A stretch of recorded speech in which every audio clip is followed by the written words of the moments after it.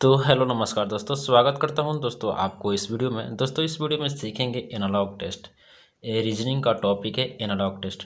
ठीक है दोस्तों, एनालॉग टेस्ट से हर एक एग्जाम में एक या दो प्रश्न पूछ लिए जाते हैं जो बहुत इजी होते हैं, लेकिन कभी कभी जीके याद न होने के कारण, मैथ हमें अच्छे से सॉल्व न करने के कारण गलत कर बैठते हैं। रीजनिंग का यह ऐसा टॉपिक है जिसमें मैथ, इंग्लिश, जीके का ज्ञान आपको संपूर्ण होना चाहिए। अगर आपको इसका याद रहता है, जीके आपका सही है, इंग्लिश सही है, मैथ भी सही है, तो आप एनालॉग टेस्ट जो होता है, जो परीक्षा में आता है, आप उसे सही कर पाओगे दोस्तों। देखिए ये दोस्तों, मेरे पास ये एसएससी जीडी का ये प्रीवियस ईयर का जो है सेट है। ठीक है, देखिए एनालॉग टेस्ट में ये जो प्रश्न आपको दिखाई दे रहा है, ये एनालॉग टेस्ट में ये प्रश्न आया हुआ है। तो इसमें आपको इंग्लिश में जो लेटर होते हैं, इसके शब्दों का ज्ञान भी होना जरूरी होता है। वहीं दोस्तों बात करेंगे, देखिए इस पर ये प्रश्न आपको जो दिखाई दे रहा है, ये भी एनालॉग टेस्ट के ही है, सादृश्य परीक्षा के। अगर इसमें आपको मैथ अच्छे से नहीं आएगा, ठीक है, तो आप इसे सही नहीं कर पाओगे, है ना। वहीं दोस्तों देखिए बात करेंगे, और यहाँ पर और भी सारे इसमें है एनालॉग टेस्ट के प्रश्न है, इसमें सारे हैं। तो इसमें आपको दो ही दिए हैं प्रश्न, ठीक है। तो हर एक एग्जाम में एक या दो प्रश्न जरूर पूछे जाते हैं एनालॉग टेस्ट से। अब देखिए यहाँ पर भी है, देखिए मिजोरम है, उड़ीसा है और आइजोल है। ठीक है, अगर आपको ये नहीं पता रहेगा कि इसकी राजधानी है और इसका राज्य है, तो मतलब कि आप सही नहीं कर पाओगे। तो इसमें जीके का भी ज्ञान होना चाहिए, मैथ का भी ज्ञान होना चाहिए। ठीक है, तो चलिए इसको हम अब अच्छे से शुरू से समझेंगे। ठीक है, क्या होता है कॉन्सेप्ट, क्या होता है इसका मेथड, क्या होता है। देखिए दोस्तों, सदृश परीक्षा के अंतर्गत किन्हीं दो वस्तुओं शब्दों अंकों के किन्हीं अन्य दो वस्तुओं शब्दों अंकों से गुण, रूप, आकार, लक्षण की समानता पर विचार दिए गए विकल्पों में से सही उत्तर का चुनाव करना होता है। ठीक है, जैसे दो प्रश्न दे दिए होते हैं इस प्रकार से, कुछ इस प्रकार से देखिए, दो यहाँ पर शब्द दे दिए होते हैं, इन दोनों में जो जो संबंध होता है, वही संबंध यहाँ पर भी बैठाना होता है सही से। ठीक है, तो यहाँ पर देखिए उदाहरण के माध्यम से समझेंगे। आई होप दोस्तों ये कॉन्सेप्ट समझ गए होंगे कि कैसे होता है। अब उदाहरण के माध्यम से समझेंगे। तो जिस प्रकार ड्यूमा का संबंध रूस से है, उसी प्रकार नैसेट का संबंध दोस्तों किससे हो जाएगा। वही दोस्तों बात करेंगे, ड्यूमा जो है रूस का क्या है, ये संसद का नाम है। ड्यूमा क्या है, रूस के संसद का नाम है। तो उसी प्रकार नैसेट, अब नैसेट क्या है, ये भी एक संसद है। तो किसका संसद है, इसमें से देखिए ऑप्शन है फ्रांस, ऑप्शन बी स्पेन, या ऑप्शन सी जर्मनी, या ऑप्शन डी इजराइल। अगर आपको जीके याद नहीं रहेगा तो आप इसे सही नहीं कर पाओगे। आप जानते हो कि इस प्रकार से ये बनेगा, लेकिन जीके याद नहीं है तो आप सही नहीं कर पाओगे। ठीक है, तो जीके का भी इसका महत्वपूर्ण रोल होता है रीजनिंग के इस एनालॉग टॉपिक में। ठीक है, तो देखिए जो नैसेट होता है इजराइल का संसद का नाम है। ठीक है, नैसेट इजराइल का संसद का नाम है, तो ऑप्शन नंबर डी सही हो जाएगा।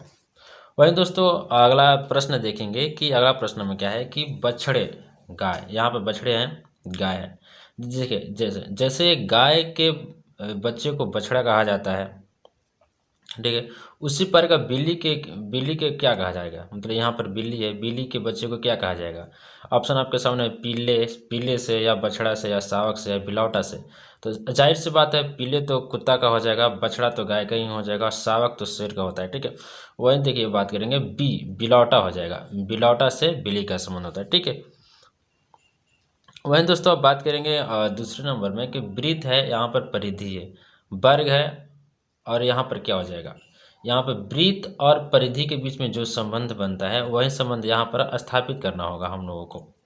अब देखिए यहाँ पर बात करेंगे वृत्त, वृत्त में क्या होता है, वृत्त इस प्रकार से होता है। वृत्त को क्या बोलते हैं, इसको क्या बोलते हैं, परिधि होता है। ठीक है, और इसको बोलेंगे ये व्यास हो गया, और यहाँ से जो केंद्र से होता है ये त्रिज्या हमारा हो गया।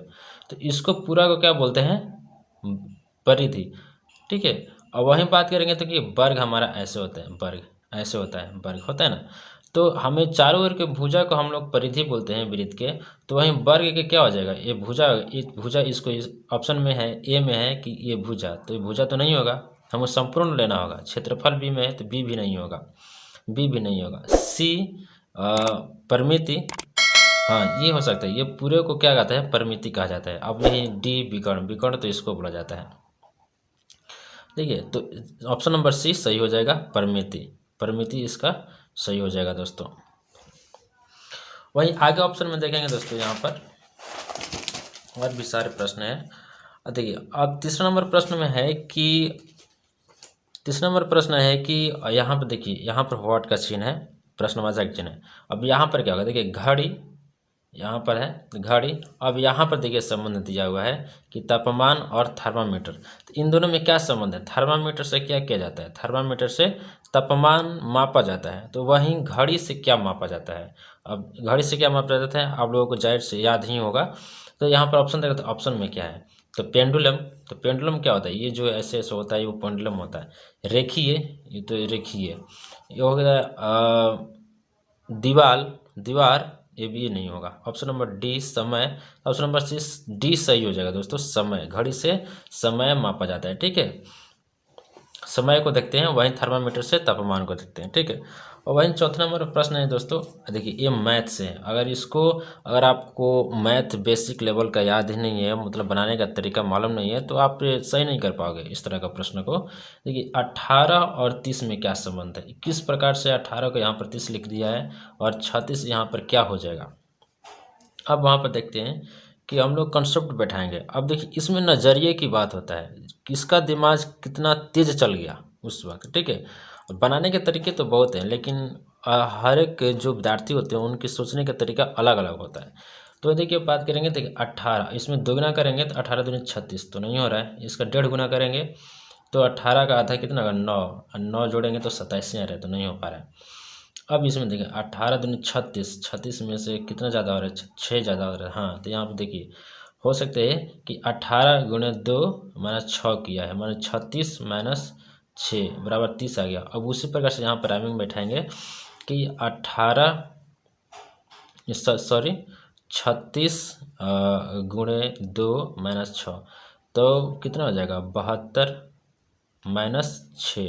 72 में से 6 घटा कितना है 66, 66 है आंसर किसमें 66। ऑप्शन नंबर बी सही हो जाएगा, ठीक है। ऑप्शन नंबर बी सही हो जाएगा। तो दोस्तों इस वीडियो में इतना ही रहने देते हैं, और आगे के वीडियो में और भी सारे प्रश्न के साथ देखेंगे। और जो एसएससी जीडी है और इसमें जितने भी एनालॉग टेस्ट से जितने भी प्रश्न आते हैं सभी को बारी बारी से कवर करेंगे, ठीक है। जीडी का और भी बिहार सिविल कोड है उससे भी हम लोग सॉल्व करने की कोशिश करेंगे, ठीक है। तो वीडियो पसंद है दोस्तों, वीडियो को एक लाइक कर दें और चैनल को सब्सक्राइब कर लें अगर अभी तक हमने सब्सक्राइब नहीं किया है तो। और पास में जो बेल आइकन होता है उसे भी दोस्तों आप लोग प्रेस कर दें, ठीक है। तो मिलते हैं अगले वीडियो में, तब तक के लिए जय हिंद, वंदे मातरम।